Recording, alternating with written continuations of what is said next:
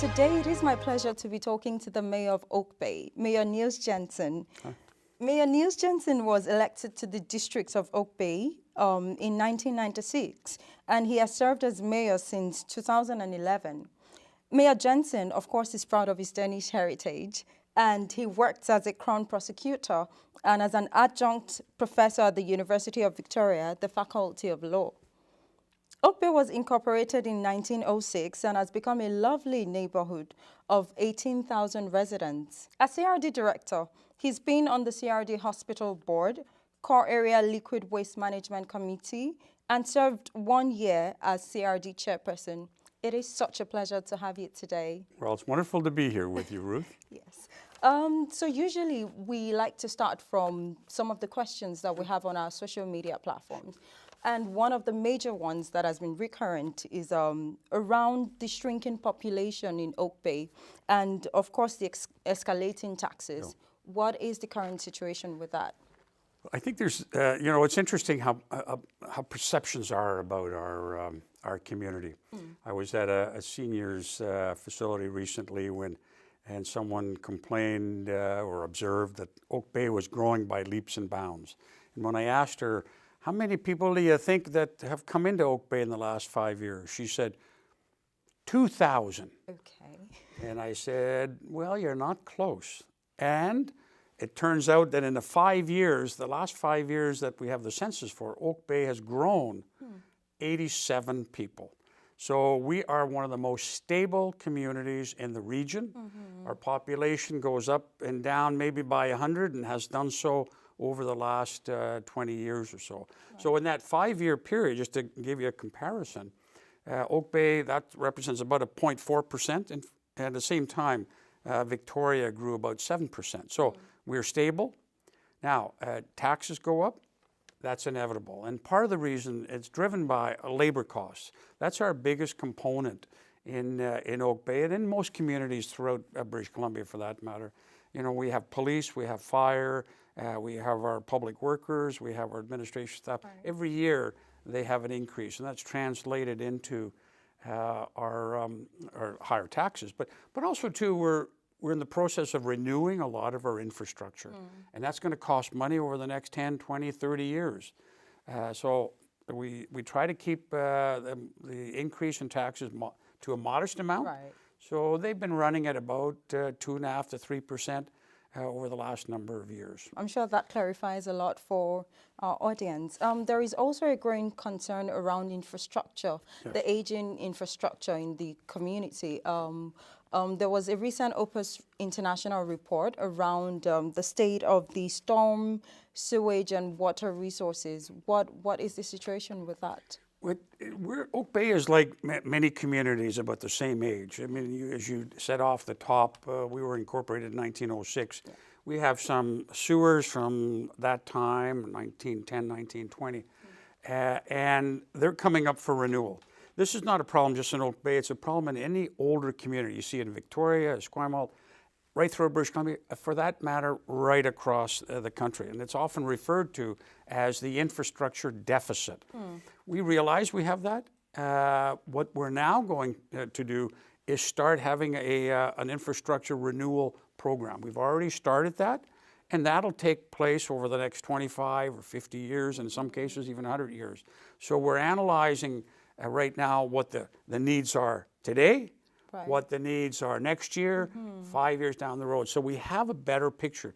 This is something that really hasn't been done in most communities throughout British Columbia. So it's kind of being strategic as to a renewal plan. And then we'll look at how much of this can we pay for by grants, how much will we have to borrow, and how much will we have to go on taxes. So that'll probably be rolling out in the next 6 to 12 months. So I think at the end of that process, we'll have a very good idea of where we stand over the next 10 to 25 years. Then the next question will be, of course, preserving the heritage. So many people want to know, there are new buildings and infrastructure around town. What is in place to help preserve the heritage of Oak Bay? The whole idea of development and whether or not we have too much is something that's been around since 1906. Yeah. I came across a Rattenberry flyer when he was going for mayor. Probably in that point in time, there was maybe 1,500 to 2,000 people lived in Oak Bay, and we want no more development. And that's probably a refrain that's been repeated every election. We have, in the last 20 years, as I mentioned before, been extremely stable. So we really haven't seen an abundance of development. But people now are wanting to move into our community. They're not satisfied with the 1945 bungalow that has a dirt basement, has only 2 bedrooms. So what you're seeing now is a renewal of our housing stock. It has accelerated slightly in the last number of years, but when we had a report on this about 2-3 years ago, we saw that our housing stock was being renewed at about 10% a year, which means over 100 years we'll see a complete renewal. What we're doing in the meantime, though, is we're protecting certain buildings. We're inviting people to come forward and have their homes, if it's a heritage value, designated. We put a protection order on it, and it will be saved in perpetuity. There are a lot of buildings in Oak Bay that are not worth saving, that are falling down. Wood frame that were built in the 30s and the 40s, very quickly thrown together. The other thing that we're looking at is something they have in Victoria. We've never used in Oak Bay. It's a very exciting project. It's headed up by Councillor Kevin Murdoch. He has a working group, and we're looking at something called HCA. So it's a Heritage Conservation Area, where we look at an area and then put protections on the whole area. And the first one we'll be looking at is around York Place Prospect, and down, in fact, to Rattenbury's old home in that area. And we've just started the process, and I think when we get that kind of protection, we get that model in place, we'll be able to move it around our community to other places and establish more HCAs. They have a handful in Victoria. It appears to be working very well, and will be a way, a good way, a positive way to protect our heritage. People have great things to say about the arts that they see around town, and also the volunteer base that Oak Bay has. That is something that every other city should emulate, of course, and we're thankful to you and to the council for that beautiful work. Well, you know, we're very fortunate. We have a very arty community. A lot of people contribute to the arts, either by being artists or supporting the arts financially. When I became mayor 6 years ago, one of the first thoughts I had was, how do we become even more arty? How do we become, in Oak Bay, the art capital of British Columbia's capital? And so one of the first things I did, and I proposed to council, and I have their support, was to appoint not a poet laureate, but an arts laureate. The first that I know of in Canada. I researched right across Canada, I couldn't find another one.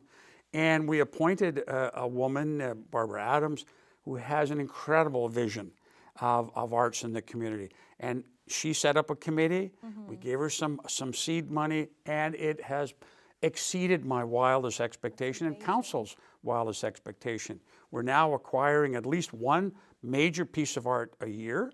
We have, the first one we had was what's called the Salish Sea, which is a beautiful First Nations installation at the marina. And around that same time, we had the Whale Bones of Love on the entrance, and we're going to be adding a couple more this year. So the one that really attracts the kids is the one on our front lawn. 2 massive acorns, Gary Oak acorns, and it becomes a focal point, becomes a place where now people want to hang out. And I see them, the kids climbing on it, parents taking pictures, standing talking about it. So it really has added a great level of vibrancy to our community. And I know under Ms. Adams' leadership, it's going to get even better as time goes on, to the point where we will be recognized as the art capital of the capital. Thank you so much for staying with us. We'll be taking a quick break, and we'll be right back after this short break.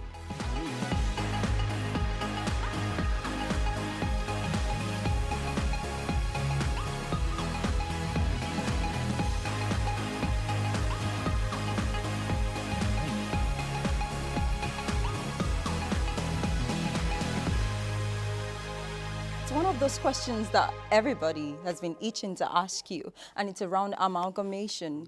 What do you think about the way the municipalities run now? A lot of people think that it would be more efficient if some cities can come together, or do you think that for Oak Bay it's better to just stay as things are?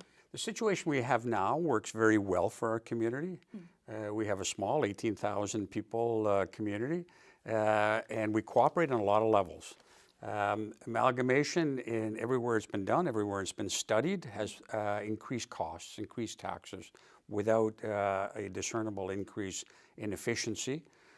What a lot of people don't know is that Oak Bay and all of the other 13 communities here, we do cooperate now. Right. We do share a lot of services.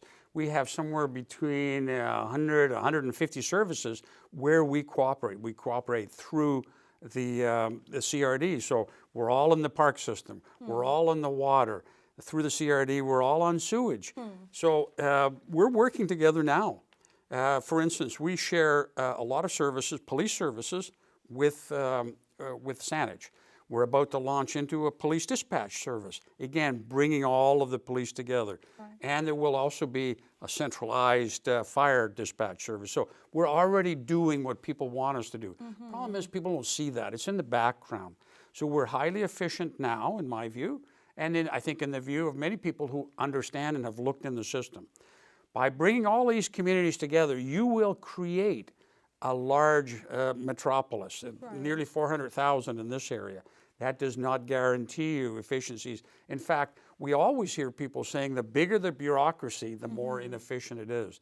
We don't think of the federal government as being particularly efficient, or the provincial government, but people look to the smaller governments and as to how well we're doing. And so, you know, it's that personal connection also too that smaller communities have. I meet people on the street. People come in and drop into my office. You don't get that kind of service in a big metropolitan area. Police and fire, they are everywhere in our community in terms of they're on committees, they're part of the service clubs. We have a close-knit, and I might say very happy and satisfied community. We did a survey about a year ago. It was a scientific-based survey with the phone calls around. 99% of the Oak Bay respondents said they were either satisfied or very satisfied with the quality of life in Oak Bay. For me, that says it all. We've got it very well in hand. We can improve some efficiencies, and we're looking to do that constantly. The next question, of course, is around the recent news that there was a tent city that moved to some parts of Oak Bay. What are the things in place around that? Well, when they originally came to behind the municipal hall, just for where we are now. They stayed there for a week and said they were going to move. They did. We understood they were going to move out of Oak Bay, but they moved to a location on Willows Beach. They stayed there a week, saying they would move after a week, which they did. Again, we had the impression that they meant out of Oak Bay, but they moved to our cenotaph. That became a real issue because we were in the process of cleaning up the cenotaph for Remembrance Day. But they stayed honest to their word, and after that week, they left and they moved down to Gyro Park. I'm not sure where they are now. Okay. So this is a protest, kind of a mobile protest. They weren't protesting against Oak Bay. What essentially I understood is that they were protesting against the provincial government on issues of homelessness. We know there's issues of homelessness. We want to do something about that. But we don't, for many decades, we had no federal housing plan, no housing plan provincially. But I think there's now a different attitude towards that. We're hoping to see many more beds being created in the greater Victoria area. We're part of the solution here in Oak Bay. We support funding of the Coalition Against Homelessness. We pay money into the CRD as part of that. We pay money to the Region Housing Trust Fund in order to build more housing throughout the region. We know there's a problem. We're working on a solution. We're doing the very best we can. We will be taking just another quick break and we'll be back to talk to Mayor Nils Jensen. Thank you.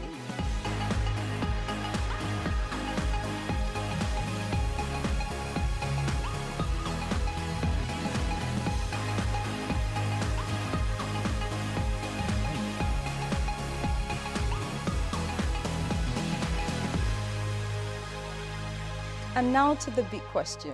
2018 is the year for elections. It is. Quick question. Would you be running in 2018? I never have a quick answer. You probably figured that out by now. Yes. It's been a real honor to have been mayor in Oak Bay. This is a beautiful community. I love the community. And it's been such an interesting job. You meet so many people in different walks of life. You hear their stories. It's been a great joy to represent Oak Bay at the CRD and in other committees. And so the simple answer is yes. Oh, yes. I was wondering where we were going with that. Okay. Yeah, I thought you might wonder. So it's been an incredible journey. Yeah, it has. It's been. And I often say I was the chair of the BC Mayor's Caucus, and I still am until next week.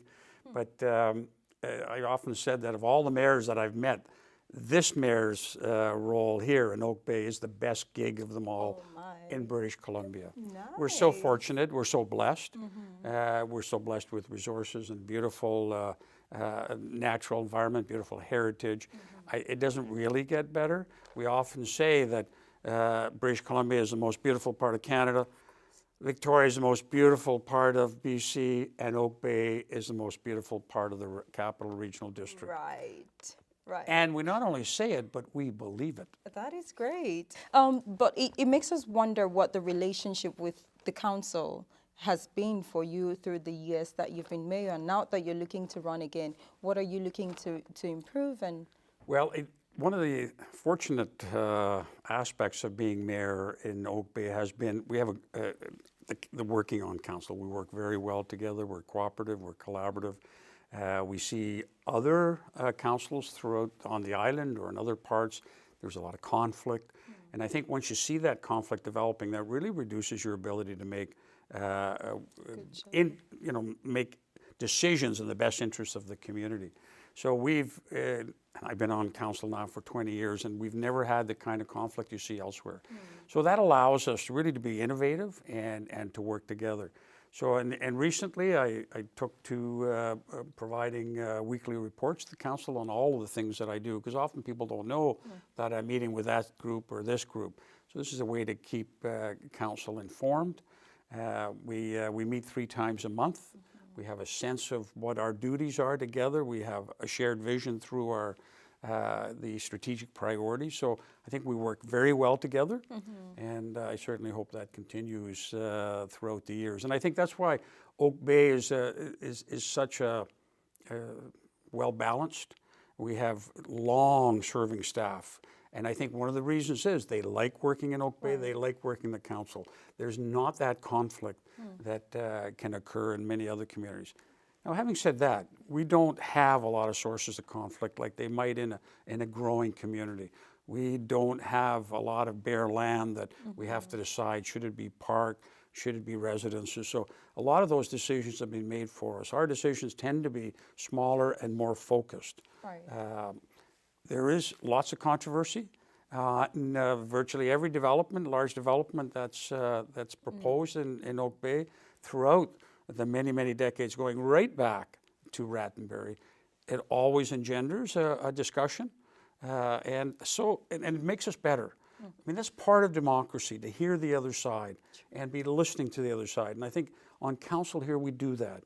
We listen to each other, and I think that's a hallmark of a well-functioning council, and I'm very proud to work with our council, that's for sure. I'm glad to know that's what makes it work, and I'm sure it's going to continue to work in the years to come. Thank you for sharing that with us.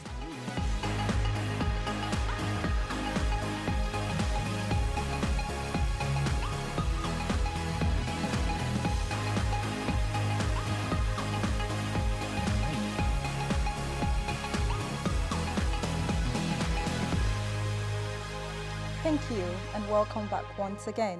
And now there's this question around limiting the tenure for council members. What do you think about that? And is there opportunity for council members to, for you to encourage diversity on the council? How do you do that? We're just dealing with the tenure issue. no one's raised it with me in Oak Bay. I don't think it's an issue here, but when you look at the Canadian Anglo system, nowhere in that system do you have those term limits. We don't have it at the federal government, we don't have the provincial government, and certainly not at the local government level. But you know, in a sense, we do have term limits, and they're decided by the electorate. If someone has gone too long, someone has run out of steam, it's the electorate who can decide this. Yes, thank you very much for your many years of service. Let's move on.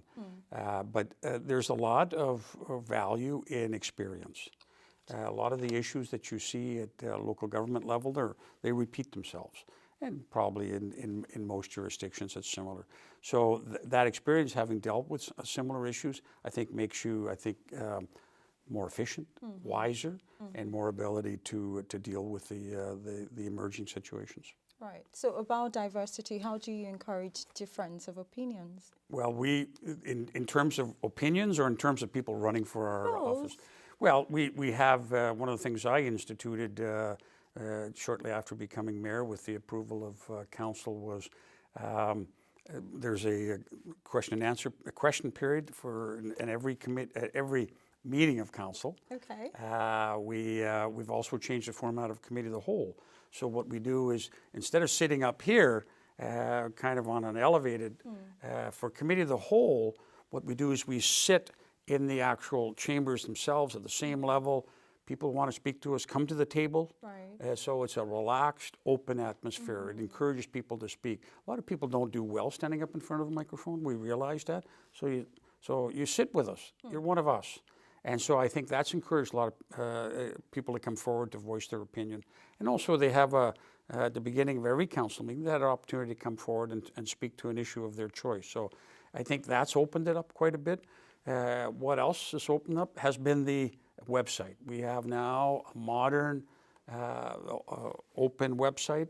We're improving it as we go along. I mean, and now it's all of 5 years old, but we know we have to update it again. So all of those things have opened the door to democracy, opened the door to City Hall, so to speak. And I think a lot of people appreciated that. We asked on our survey as to the people getting enough information, and about 3/4 of people saying, the information we're getting from Municipal Hall, that's fine. Because we also have to realize that our residents are getting information from the federal government, the provincial government, from television, from newspapers, online. And so there's only so much attention that's going to be given to the local government issues. So I think people are quite happy with the level of information that they're receiving. The final question that I would like to ask, of course, is how you manage to keep all of that together. How do you stay you? Well, you know what? I'm a naturally positive, happy guy, and having a bit of a sense of humor and having a lot of friends helps. I really enjoy working. Some people call me the 24/7 mayor. So I'm up sometimes at 5 o'clock in the morning answering my emails or my texts. I enjoy it. It's not work to me. Right. So it really fits into the kind of personality that I have, and it's the way I practiced law for many years. I always try to go that extra mile, and that's just that kind of work ethic has stayed with me. And I love the job. It's really, it's an excellent job. As I said earlier, you meet just so many wonderful, kind, compassionate people. It really gives you hope and inspiration to do even better as I go through the community and I hear people's support and their stories. So that inspires me to do even more. Thank you so much for that. That was incredible. Thank you very much. Yeah. Thank you for staying with us on today's episode of Upfront with Mayor Nils Jensen. It's been such a great time. Thank you for staying with us. We hope to see you next time on Upfront.